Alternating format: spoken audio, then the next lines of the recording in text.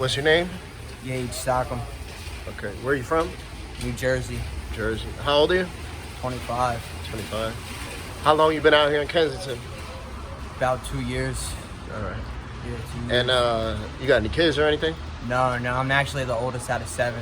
So. Okay. Oh, wow. You got a big family, huh? Yeah. All right. How was your childhood growing up? I mean, my mom and dad had me at like 15, 14. So, you know, it was like kids raising kids, more or less.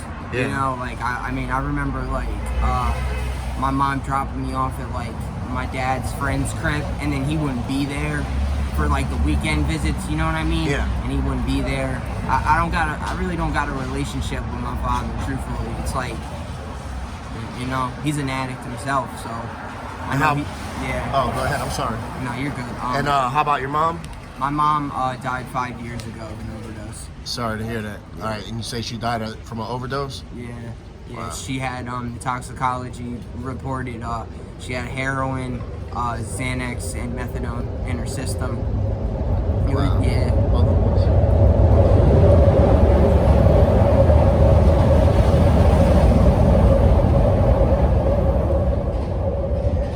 I'm sorry to hear that. I lost my mother, so I know what that's like. You know what I mean? That shit ain't nothing that can prepare you for that. Yeah, it's a hard pill to swallow. Yeah, hell yeah. Hell yeah. It ain't nothing easy either, especially like when, you know, your mom practically, well, my grandmother raised me, but my mom, you know, she helped out. She was kind of in and out. You know, my mom partied a lot when she was young, so, Yeah. you know, but she was always around, you know what I mean? She was Yeah. always at least in the house. Yeah, present. Yeah, like, you know, she always kept me, you know, in some nice gear. That's one Okay. thing she always did. She always had me in some nice gear. You know, fed, Yeah. things like that. I mean, she was an addict herself, but she really didn't get into heroin until after she got raped. You know, she got raped, and then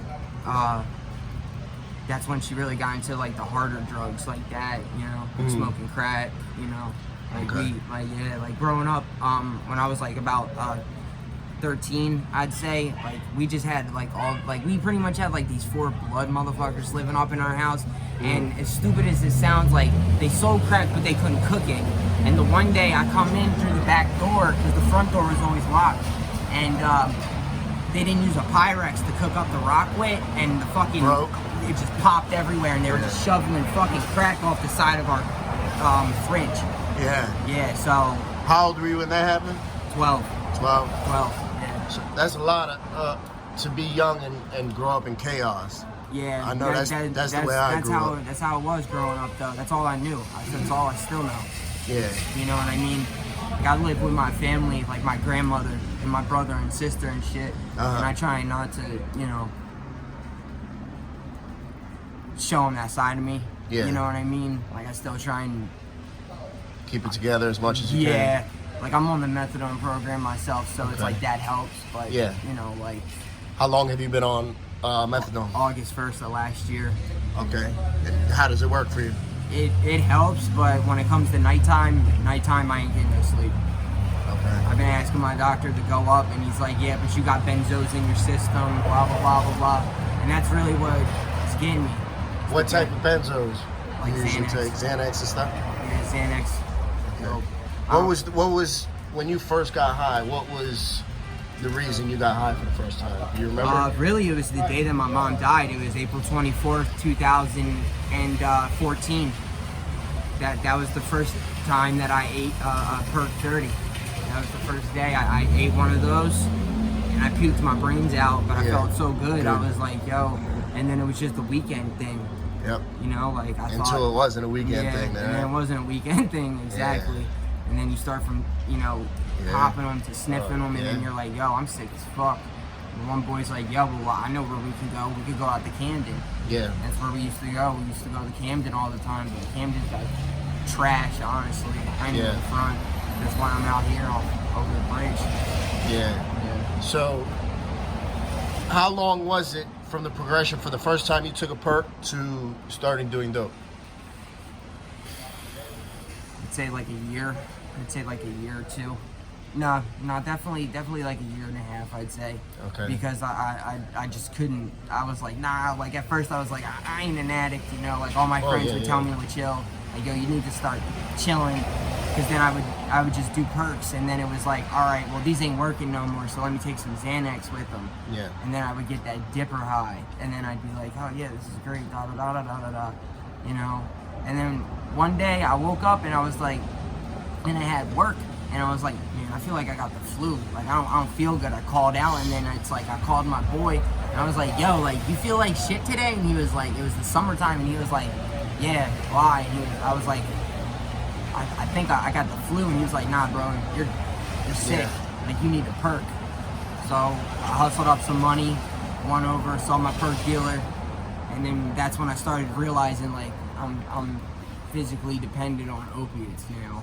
Like, it's not like, you know, hey, let's get high for 2 days and then not get high no more. It's like 7 days. Your story is very similar to mine. I got high for the first time right after my mother was killed. Started with perks. Same thing. I stopped taking my perks and started feeling like shit and didn't know why. And then somebody was like, yo, you sniff a bag of dope, you won't feel like that no more. That's exactly what my boy John said to me. You know? He was like, yo, like... Yep. And I remember when they said, I was like, you fucking crazy? What the fuck I look like sniffing a bag of dope? That's what I said, too. Yeah, like, I was like, you think I'm a dope fiend? Nah, bro. Yeah. I was like, I ain't no dope fiend, man. I can't go out that way. And then, I mean, like, luckily, I'll say this much. Like, I'm still sniffing dope. Yeah. But, I mean, like, I see it down here all the time. Even at my methadone program, like, I see people that are, like, older than me, people that are, like, my age, a little younger, all that shit. You don't even, I don't know. It's just like being an addict. It's kind of like I don't know how to say it, but it like institutionalizes you, I guess. Yeah. Like you just feel like numb to shit. Yeah, I think it desensitizes us to all the bullshit that goes on in life. You as well. I think it desensitizes us to all the bullshit that goes around. Like we can see some crazy shit.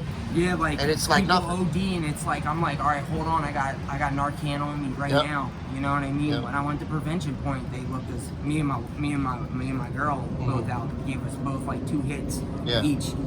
Luckily, I didn't have to use them. I thought I was gonna have to use it on the top of F. Yeah. Yeah. She just let her. The chick was out. She like had her shoe off, and she was just on the ground laying there, and everybody was still shooting up, smoking rock, whatever. Like it wasn't shit. And I'm like, yo. She ain't fucking breathing. Yep. You know what I mean? But yeah, luckily they showed me some shit like when you go like that on the chest. Chest rub, the sternum rub. Exactly. Yep. Yep. And a lot of times too, when that shit happens, when somebody falls out and ODs out here, the first thing they do is dig in their pockets. Yeah, that's take their up. shit before they'll check on them. That's the fucked up part too. And I was talking to a couple of the homeless people I know like that, and I was like, that's fucked up. Like, these supposed to be your folks. Like, you all chill here, get high together, go cop together. But you ain't got one person that can save you. Yeah. When it really boils down to it. Like, I overdosed my first, like, once. Thank God I was with my girl, though. Cause she fucking just kicked the seat back and started breathing for me, called 911, and that was that. How do you support your habit now? Boosting, a lot of boosting. Really boosting. Sometimes I'll like run into shit, you know, buy it for cheap, sell for high, things like that, you know, like that's really that. I mean, have you experienced any violence out here or anything like that? Yeah, I got beat on $40 once and I got into a fight over it. Yeah. They were trying to drag me up to the top of the block and shit. Yeah. And have the whole set stomp on me, but I was like, I'm gonna just take that L. Yeah. You know what I mean? I wasn't beat for having like 17 people stomping on my face. Yeah. So I mean, I've gotten beat. I've beat people. I mean, it's like.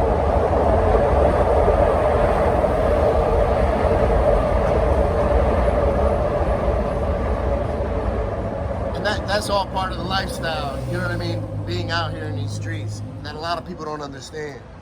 You know, like I was dealing with a situation where a female had owed somebody some money. So they snatched her up and threw her in the car and held her at gunpoint. And a lot of people was like, why didn't you call the cops? Well, first of all, the cops ain't gonna do shit. Yeah, they ain't. You're gonna tell them, yo, somebody got snatched up, they owe some money. Cops ain't, they're gonna be like, all right, whatever. They're not gonna do shit. They're gonna be like, charge it to the game. Yeah, and second of all, that person still has to be in this neighborhood. You see what I'm saying? Exactly. So, you know, what do people think is gonna happen? That's what a lot of people fail to realize. Yeah. And I guess it's sort of good because it means they're not out here, you know. But I thank you, brother, for your time. I thank you for sharing your story. You have any questions for me or anything? Not really, man. Not really. I mean, I follow you on YouTube and all that. I watch this all the time. I watch it all the time. You know what I mean? Thank you. I respect that. I appreciate what you do. I really do. I've been down here, brother, so I know what it's like. You know what I'm saying? I respect that. I know what it's like. It takes a lot to, like, you know what I mean? Come out here in your free time. Like, I know you want to be chilling with your family right now. Yeah, of course. Of course. It's a rainy day, you know. Yeah. I'd love to be inside, but, you know, this helps to keep it green for me. And I know maybe just by having conversation with somebody, maybe it could change their outlook on a day. And then that could change next day and next day. You know what I mean? Yeah. I've been thinking about a lot, like, I need to get out of this. Yeah, nobody should I got a lot of pending charges, and it's like I can't find a job. That's the fucked up part. I'll get an interview, but I won't get that second interview. Yeah. That's what gets me. Yeah. So, I've been there. Just try to, you know, as discouraging as it is, just try to keep on pushing, man. Don't give up. You know, that's the worst thing we could do. And that's something we're good at as addicts. We'll be like, fuck it, I'm going to get high. Exactly. How many times we say that throughout the day, you know? A lot. Yep. A lot. So I just encourage you, brother. I thank you for your time, and I hope things work out for you. Thank you.